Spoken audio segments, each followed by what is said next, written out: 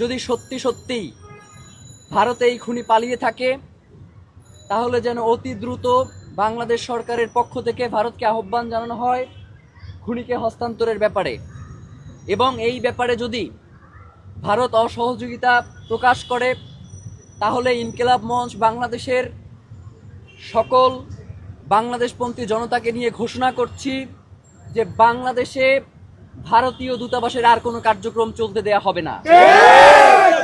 অত্যন্ত হাস্যকর বিষয় যে ওসমান হাদির তার উপরে যে আক্রমণ হয়েছে, এখন পর্যন্ত আপনারা যেই ফুটেজ দেখেছেন বা যাদেরকে শনাক্ত করা হয়েছে, এইটা আসলে কোনো গোয়েন্দা সংস্থা করে না, আমরা শনাক্ত করে তাদের কাছে এই ফুটেজ পাঠিয়েছি। তো গোয়েন্দা সংস্থার কাজ কি একজন ব্যক্তির উপর আক্রমণ হওয়ার পরে মানে আমাদের কাছে সিসিটিভি ফুটেজ চাওয়া, নাকি কোন কোন পথ ধরে এই খুনিরা পালিয়েছে সেই ফুটেজগুলো তারা নিজ দায়িত্বে সংগ্রহ করা? রাত 10টার সময় সিআইডির একটা টিম এই হসপিটালে এসেছে, রাত 2টায়, দুঃখিত। তো রাত 2টায় ঘটনা হচ্ছে দুপুর 2টার, আর তারা এসেছে রাত 2টায়। মানে এটা তো একজন খুনির জন্য পালিয়ে যাওয়ার জন্য যথেষ্ট সময়। যে আওয়ামী লীগের যারা গ্রেফতার হয়েছিল তাদের মধ্যে 95% যারা জামিনে বের হয়ে আসছে। তো 95% মানে বাংলাদেশে আওয়ামী লীগ করে কিন্তু সে সৎ, আর সে কোনো কুকর্মের সাথে জড়িত নাই, এবং তার ব্যাপারে দুই একটা হামলা মামলার ঘটনা নাই, এমনটা আমরা কোথাও কখনো দেখি নাই। তবে আমরা যখন থেকে এই ইনসাফের লড়াই শুরু করেছি, তখন থেকে আমাদের যেই শহীদি মনোবাসনা সেটা আমাদের মধ্যে সবসময়ই ছিল, এবং সেই মনোবাসনা আমাদেরকে সবসময় ধারণ করতে বলতেন যেই নাম, যেই কণ্ঠস্বর, তিনি হচ্ছেন শরীফ ওসমান হাদি। শরীফ ওসমান হাদির পরিবার হসপিটালে আছেন। তারা বাংলাদেশের সকল মানুষের কাছে দোয়া চেয়েছেন যাতে আল্লাহ তাআলা ওসমান হাদিকে হায়াতে তাইয়্যেবা নসিব করেন, এবং আপনাদের সামনে বাংলাদেশের মানুষের হয়ে বাংলাদেশের জনতার কথা বলতে পারে, আল্লাহ যাতে তাকে সেই তৌফিক নসিব করেন। প্রিয় ভাইয়েরা, ওসমান ভাইয়ের শারীরিক অবস্থার কথা আপনারা জানতে চেয়েছেন। ওসমান ভাইয়ের বর্তমান শারীরিক অবস্থা হচ্ছে গত 2 দিন ধরে যেমন ছিল, খুব একটা পরিবর্তন আসে নাই। তবে আজকে আমরা বোর্ড মিটিংয়ে ডাক্তারদের সাথে কথা বলেছি, তারা আমাদেরকে জানিয়েছে যে পরিবার চাইলে কিংবা রাষ্ট্র যদি মনে করে, তাহলে ওসমান হাদিকে তারা উন্নত চিকিৎসার জন্য বিদেশে প্রেরণ করতে পারে। তো আমরা ইতিমধ্যেই ইনকিলাব মঞ্চের পক্ষ থেকে, যেহেতু আপনারা জানেন যে সরকারিভাবে যদি কোনো একজন পেশেন্টকে পাঠানো হয় বিদেশে, সেক্ষেত্রে কিছু প্রসিডিউর রয়েছে। তো ইনকিলাব মঞ্চের ভাই বোনেরা এবং তার পরিবার, তারা অলরেডি প্রায় 1.5 কোটি টাকায় ধার করে এয়ারক্রাফট তারা ভাড়া করেছে ওসমান হাদিকে বিদেশে চিকিৎসার জন্য। সেক্ষেত্রে তারা এখন পর্যন্ত সরকারের কাছ থেকে কোনো ধরনের সহায়তা গ্রহণ করে নাই। ভাইয়েরা, ওসমান হাদি বাংলাদেশে, আপনারা এখানে যারা আছেন অধিকাংশই আমার নাম জানেন না, সেটা আমি জানি, কিন্তু বাংলাদেশের এমন কোনো জায়গা নাই যেইখানে ওসমান হাদি তাকে চেনে না এমন একজন মানুষ রয়েছে। সুতরাং সেই ওসমান হাদি বিভিন্ন সময়ে আপনাদেরকে জানিয়েছেন যে তার উপরে হত্যার হুমকি রয়েছে, বিভিন্নভাবে বিভিন্ন মাধ্যমে তাকে হত্যার হুমকি দিয়েছে বিদেশ থেকে এবং বাংলাদেশের বিভিন্ন নাম্বার থেকে।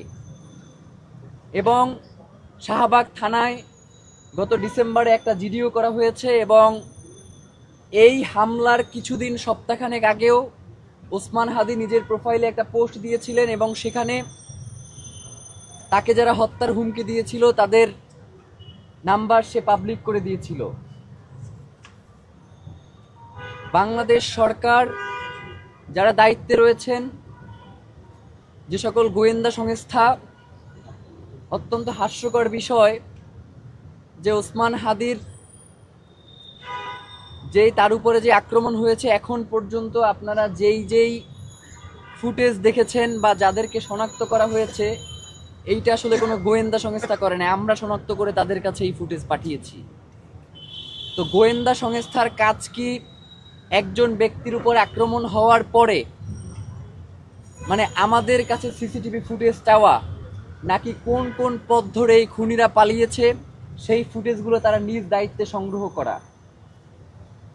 রাত 10টার সময় সিআইডির একটা টিম এই হসপিটালে এসেছে, রাত 2টায়, দুঃখিত। তো রাত 2টায় ঘটনা হচ্ছে দুপুর 2টার, আর তারা এসেছে রাত 2টায়, মানে এটা তো একজন খুনির জন্য পালিয়ে যাওয়ার জন্য যথেষ্ট সময়। সুতরাং আমাদের কাছে স্পষ্ট মনে হয়েছে যে বাংলাদেশের যে গোয়েন্দা সংস্থাগুলো রয়েছে তারা সম্পূর্ণভাবে এক্ষেত্রে অসহযোগিতা করেছে, এবং জুলাইয়ের এই যে শক্তি যারা বাংলাদেশকে ধারণ করে, আমার কাছে মনে হয় যে এখনও গোয়েন্দা সংস্থার মধ্যে এমন কিছু লোক রয়ে গেছেন যারা এখনও চাচ্ছে না যে বাংলাদেশ তার স্বাধীনতা, সার্বভৌমত্ব ফিরে পাক। দীর্ঘ 17 বছরে বাংলাদেশের স্বাধীনতা, সার্বভৌমত্ব যেভাবে দিল্লির কাছে মাথা নত করেছিল, তারা এখনও সেই প্রচেষ্টা চালিয়ে যাচ্ছে। এবং ইতিমধ্যেই আমরা সংবাদ মাধ্যমে জানতে পেরেছি, এটা সম্ভবত 5 থেকে 10 মিনিট আগের ঘটনা, যে তারা বলেছে যে খুনি আমাদের প্রতিবেশী রাষ্ট্র ভারতে পালিয়েছে। আপনাদের কাছে একটা কথা জানতে চাই যে বাংলাদেশে যারাই এবং যখনই কোনো গুম, খুন এবং হত্যা হয়, সেই খুনির আশ্রয়দাতা অটোমেটিক্যালি ভারত হয়ে যায়। তো একটা প্রতিবেশী রাষ্ট্রের দায়িত্ব কি তার পার্শ্ববর্তী রাষ্ট্রের যে নিরাপত্তা, যারা বিঘ্নিত করে তাদেরকে আশ্রয় দেয়া, নাকি তার পার্শ্ববর্তী রাষ্ট্রের নিরাপত্তা যাতে কোনোভাবে ব্যাহত না হয় সেই দিকে সহযোগিতা করা? আমরা ইনকিলাব মঞ্চের পক্ষ থেকে আপনাদেরকে জানাতে চাই, যদি সত্যি সত্যিই ভারতে এই খুনি পালিয়ে থাকে, তাহলে যেন অতি দ্রুত বাংলাদেশ সরকারের পক্ষ থেকে ভারতকে আহ্বান জানানো হয় খুনিকে হস্তান্তরের ব্যাপারে। এবং এই ব্যাপারে যদি ভারত অসহযোগিতা প্রকাশ করে, তাহলে ইনকিলাব মঞ্চ বাংলাদেশের সকল বাংলাদেশপন্থী জনতাকে নিয়ে ঘোষণা করছি যে বাংলাদেশে ভারতীয় দূতাবাসের আর কোনো কার্যক্রম চলতে দেয়া হবে না। যেই রাষ্ট্র বাংলাদেশের স্বাধীনতা, সার্বভৌমত্বকে বিনষ্ট করে দিতে চায়, যারা বারংবার বাংলাদেশের এই মানচিত্রে যারা থাবা বসিয়েছে, তাদেরকে আশ্রয় দিয়েছে, এবং এই খুনি পতিত স্বৈরাচার হাসিনাকে যারা এখন পর্যন্ত লালন পালন করছে, সেই রাষ্ট্রের সাথে বাংলাদেশের সুসম্পর্ক থাকবার আর কোনো কারণ হতে পারে না।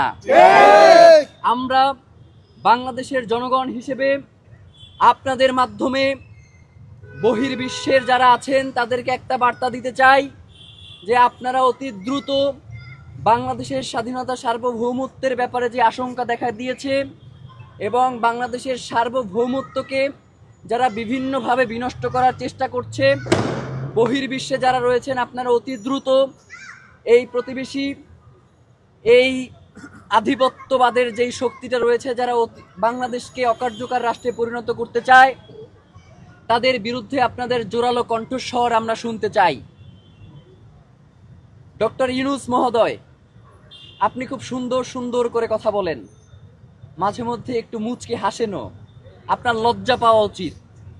যে ওসমান হাদি, আপনার এই অন্তর্বর্তীকালীন সরকার, তিনি তো আসলে কোনো রাজনৈতিক দল এবং মতের মধ্য দিয়ে উঠে আসা সরকার নয়, তিনি তো বাংলাদেশের জনতার সরকার। সেই বাংলাদেশের জনতার কণ্ঠস্বর শরীফ ওসমান হাদি, যিনি ঢাকা, বাংলাদেশের 300 আসনের মধ্যে ঢাকা 8 আসন অত্যন্ত গুরুত্বপূর্ণ, আপনারা জানেন। ওসমান হাদি কোনো ঠুনকো ব্যক্তি নয় যে তাকে যে কোনোভাবেই আপনারা বিবেচনায় নিতে পারেন। ওসমান হাদি হচ্ছে বাংলাদেশের স্বাধীনতা, সার্বভৌমত্বের প্রতীক। সুতরাং আপনারা ওসমান হাদির নিরাপত্তা নিশ্চিত করতে পারেন না, অথচ আপনারা বলেন ফেব্রুয়ারির 12 তারিখে আপনারা নাকি নির্বাচন করবেন।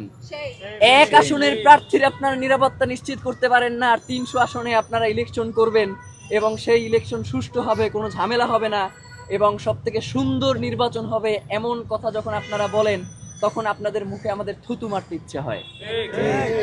আপনাদেরকে আমরা জানাতে চাই যে ইতিপূর্বেও ওসমান হাদি তার শঙ্কার কথা জানানোর পরেও কেন গোয়েন্দা সংস্থা থেকে তাদের বিরুদ্ধে কোনো ধরনের ব্যবস্থা নেওয়া হলো না, এবং আপনারা জানেন যে এই যে খুনি, এই খুনি ইতিপূর্বেও গ্রেফতার হয়েছে এবং তাকে এই সরকারের আমলেই জামিন দেওয়া হয়েছে।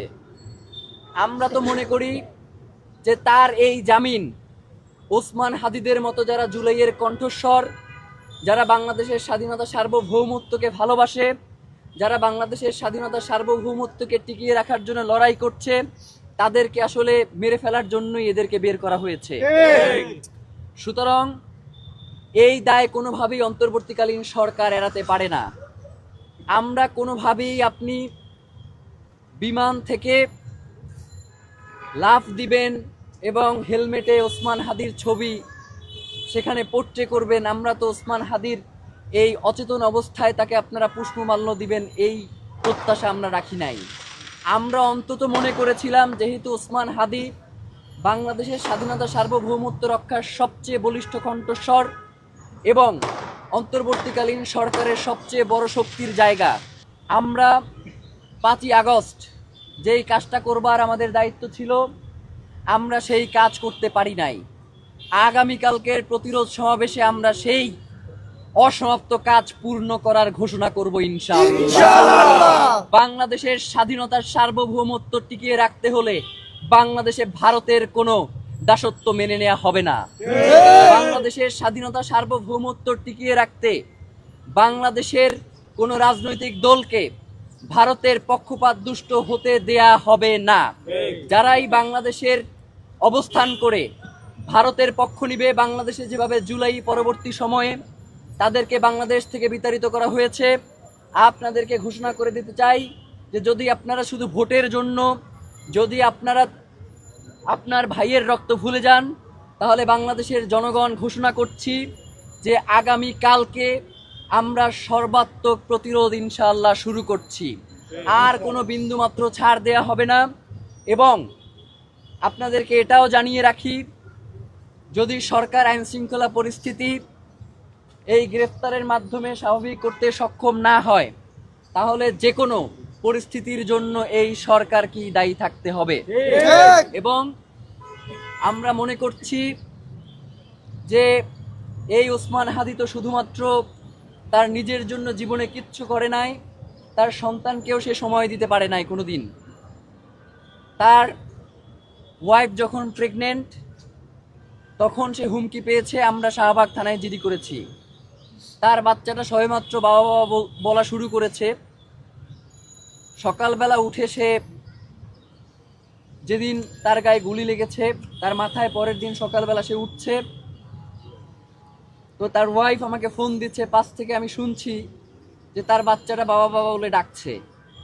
সুতরাং যেই ওসমান হাদির সন্তান তার বাবা বাবা ডাক তার পিতার কণ্ঠে শোনাতে পারে নাই বা তার পিতার কাছে সেই ডাক পৌঁছাতে পারছে না, সুতরাং কোনো জাতির পিতা বলে যাদেরকে আখ্যায়িত করা হয় তার সন্তানেরাও আর সামনে তার পিতার কাছে তাদের ডাক শোনাতে পারবে না। আমরা আপনাদের সহযোগিতা চাই। ওসমান হাদি সবসময় বলেছে যে বাংলাদেশের মিডিয়া তারা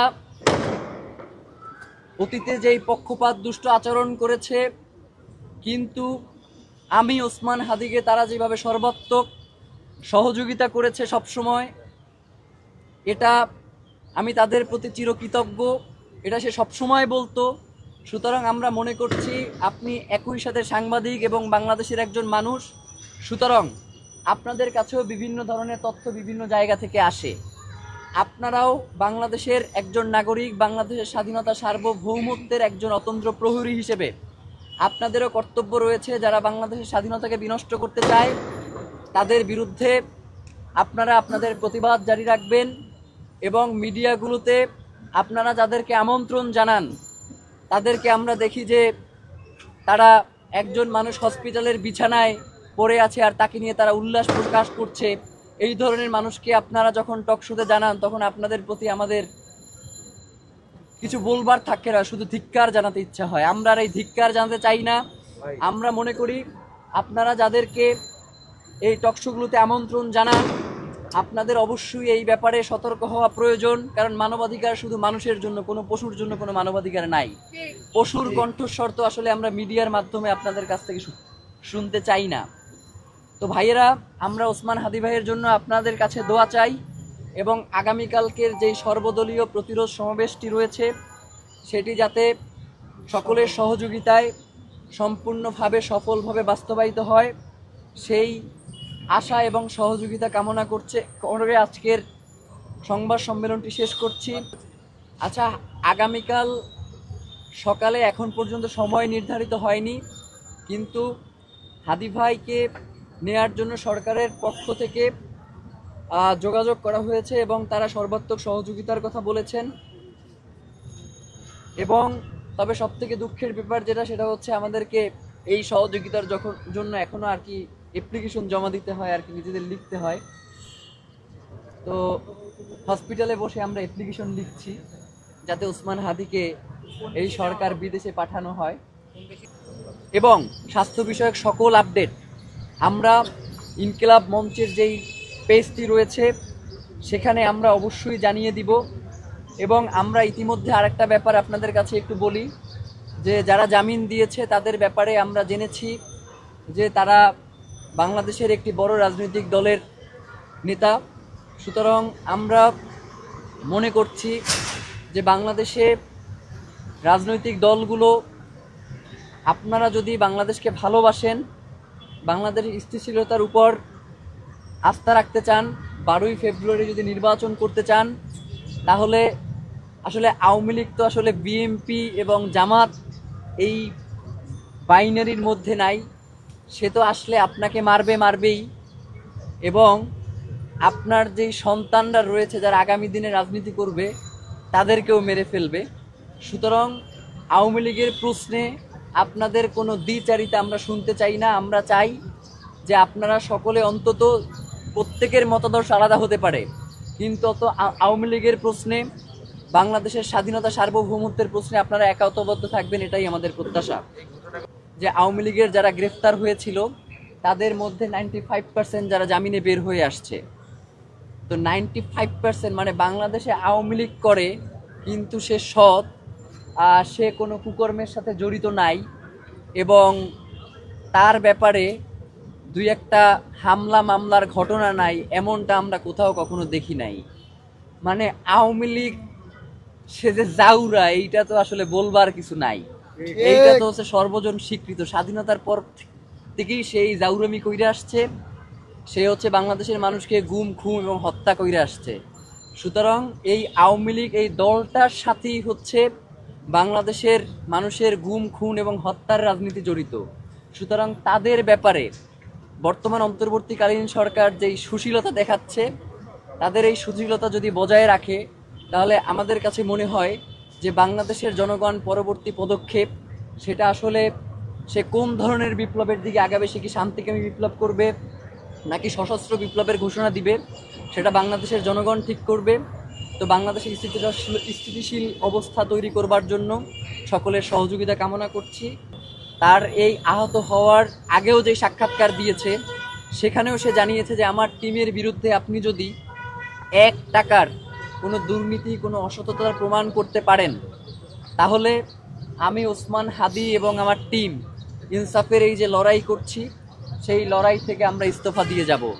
সুতরাং বাংলাদেশের প্রশ্নেই ওসমান হাদিদের দরকার, যার কারণেই আমাদেরকে সিদ্ধান্ত নিতে হয়েছে যে ওসমান হাদিকে বিদেশে পাঠানো দরকার। ওসমান হাদি সেন্সে থাকলে তাকে কখনোই আমাদের পক্ষে বিদেশে পাঠানো সম্ভব ছিল না, কারণ আপনারা জানেন ইতিমধ্যেই ওসমান হাদি তার নির্বাচনী তফসিলে 2টা ঘোষণা দিয়েছিলেন।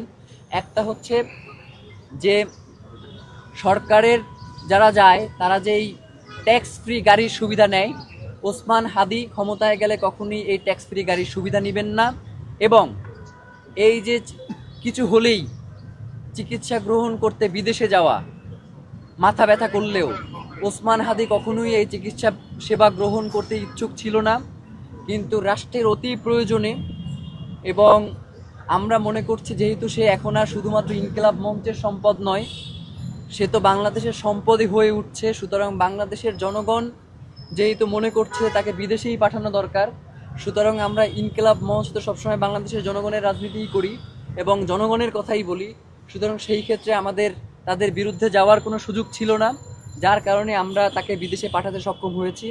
নয়তো আমরা দফায় দফায় মিটিং করেছি যে কোনোভাবে বাংলাদেশে রেখে তার চিকিৎসা সেবা নিশ্চিত করা সম্ভব হয় কিনা, কিন্তু আমরা আসলে বাংলাদেশের মানুষের কাছে নিজেদেরকে আসামির কাঠগড়ায় দাঁড়াতে করতে চাই না, এই কারণেই শুধুমাত্র আমরা সম্মত হয়েছি তাকে বিদেশে পাঠানোর।